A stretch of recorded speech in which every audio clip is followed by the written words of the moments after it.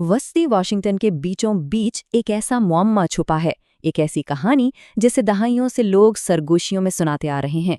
ये कहानी है एक ऐसे गड़े की जिसकी कोई तह नहीं, एक ऐसी जगह जो चीज़ों को निगल लेती है। और अफवाहों के मुताबिक इसमें कुछ माफ़ौकल फतरत ताकतें भी हैं। तो सवाल यही है कि क्या हो अगर एक गड़े की कोई तह ही ना हो। इसी एक सवाल ने इंटरनेट की एक ऐसी लेजेंड को जन्म दिया जो आज भी लोगों को हैरान कर देती है। ये सवाल हमें उस नामालूम की तरफ खींचता है जो शायद हमारी इस दुनिया के बिल्कुल नीचे मौजूद हो।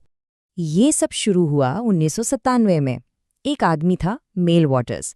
उसने रात गए एक मशहूर radio show Coast to Coast AM पर कॉल की और एक ऐसी कहानी सुनाई जिसने सुनने वालों को हमेशा के लिए सोच में डाल दिया। तो मेल की कहानी का जो मरकज था ना, वो था एक गड़ा, वॉशिंगटन के एलेंसबर्ग के करीब उसकी अपनी ज़मीन पर। लेकिन जैसा कि सुनने वालों को जल्द ही पता चला, ये कोई मामूली गड़ा नहीं था। जब मेल ने ये ज़मीन खरीदी तो उसे पता चला कि भाई मुकामी लोग तो इसे दहाइयों से कचरा फेंकने के लिए इस्तेमाल कर रहे हैं। लेकिन एक बात बड़ी अजीब थी, ये कभी भरता ही नहीं था।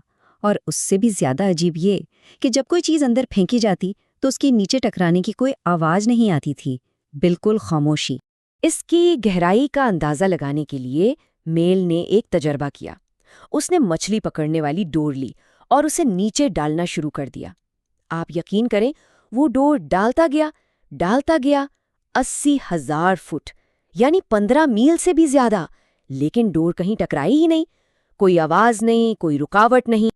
और फिर तो मामलात वाकई अजीब होना शुरू हो गए। मेल के अपने कुत्ते इस गड़े के पास जाने से डरते थे। रेडियो पर पुरानी नशरियात सुनाई देती, लेकिन सबसे ज्यादा परेशान करने वाली कहानी एक पड़ोसी की थी जिसने दावा किया कि उसने अपने मरे हुए कुत्ते को गड़े में फेंका था और कुछ दिन बाद उसे जिंदा और सही सलामत जंगल में घूमते हुए देखा। जैसे ही मेल ने अपनी कहानी दुनिया को सुनाई, ये मामला अब सिर्फ एक मकामी राज नहीं रहा, अब ये बहुत बड़ा बनने वाला था। उसकी जिंदगी हमेशा के लिए बदलने वाली थी। और ये सिर्फ एक अजीब गड़े की कहानी नहीं रही थी। एक दिन मेल जब अपनी जमीन पर पहुंचा तो वहां फौज ने उसे रोक लिया।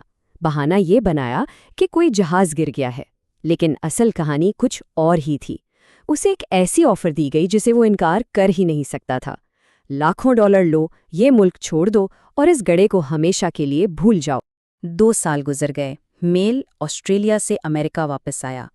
वो एक बस में बैठा और अगली बात जो उसे याद है, वो 12 दिन बाद सैन फ्रांसिस्को में था। पूरे 1.5 हफ्ते उसकी जिंदगी से गायब थे।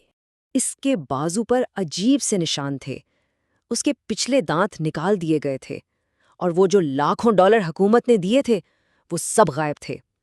लेकिन सबसे बड़ा झटका तो तब लगा जब वो अपनी पुरानी जमीन पर वापस गया। वो गड़ा था ही नहीं, किसी ने उसे भर दिया था, जैसे उसका कोई वजूद ही ना हो। लेकिन कहानी यहाँ ख़त्म नहीं हुई।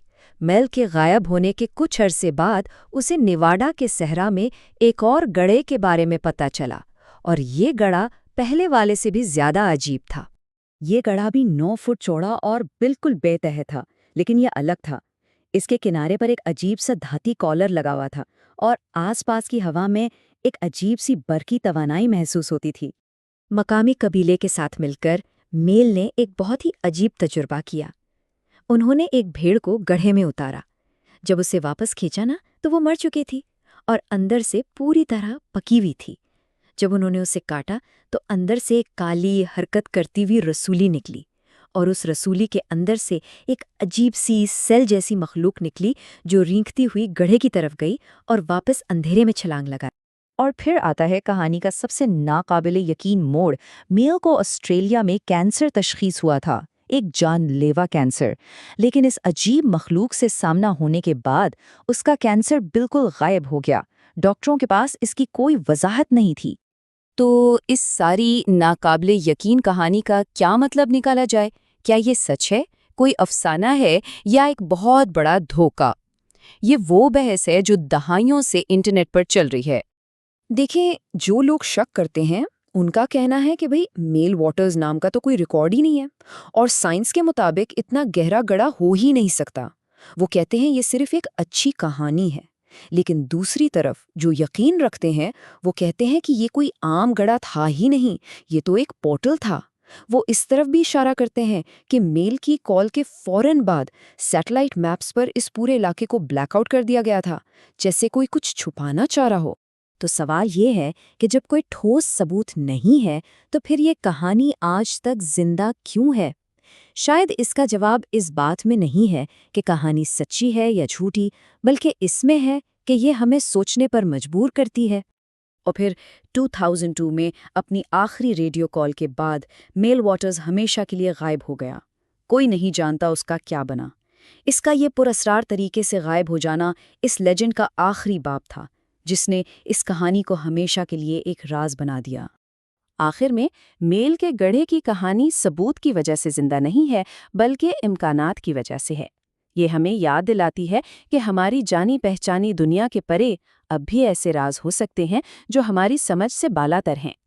اور شاید یہی اس لیجنڈ کی اصل طاقت ہے۔ یہ ہمیں ایک سوال کے ساتھ چھوڑ جاتی ہے، کیا کچھ راز حل کرنے کے لیے ہوتے ہیں یا صرف سنانے کے لیے؟ شاید کچھ کہانیاں جواب دینے کے لیے نہیں ہوتی، بلکہ ہمارے تخیل کو پرواز دینے کے لیے ہوتی ہیں۔